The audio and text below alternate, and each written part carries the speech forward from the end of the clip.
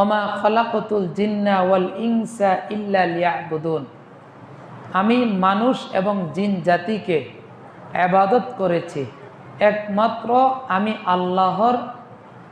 ইবাদতের জন্য, গোলামি করার জন্য, আমার আদেশ নিষেধ মেনে চলার জন্যই আল্লাহ তাআলা আমাদের সবাইকে সৃষ্টি করেছেন। আল্লাহ তাআলা বলেন সূরাতুল কাহাফ 105 নম্বর আয়াতে আল্লাহ রাব্বুল আলামিন বলেন উলাইকাল্লাযীনা কাফারু বিআয়াতি রাব্বিহিম, দুনিয়ার মানুষের মধ্যে যারা, দুনিয়ার বাসীর মধ্যে যারা, দুনিয়ার বাসিন্দাদের মধ্যে যারা আল্লাহ তাআলার নিদর্শনকে অস্বীকার করে, আল্লাহ তাআলার হুকুমকে অস্বীকার করে, আল্লাহ তাআলাকে মানতে চায় না, আল্লাহ তাআলার কিতাবকে অস্বীকার করে, আল্লাহ তাআলার পাঠানো নবী রাসূলদেরকে অস্বীকার করে, ফেরেশতাদেরকে অস্বীকার করে, আল্লাহ তাআলা বলেন ওয়ালিকাইহি, এবং আমার সাক্ষাৎ হবে, এই জিনিসটা যারা অস্বীকার করে, ফাহাবিতাত আমালুহুম,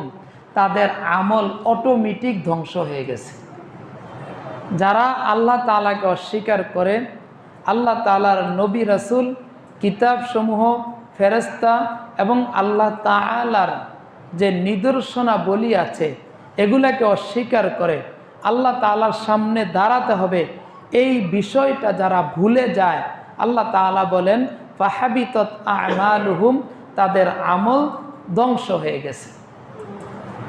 ফালা নুকিমু লাহুম ইয়াউমাল কিয়ামাতি ওয়াজনা,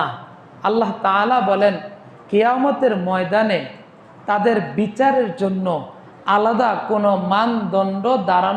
দাঁড় করানো হবে না, কারণ তাদের আমল শুরু থেকেই ধ্বংস হয়ে গেছে। তো আমল যেহেতু ধ্বংসই হয়ে গেছে, তো সুতরাং কিয়ামতে তাদের কোনো মানদণ্ড, কোনো বিচারের মুখোমুখি হতে হবে না, তারা এমনিতেই কোথায় চলে যাবে?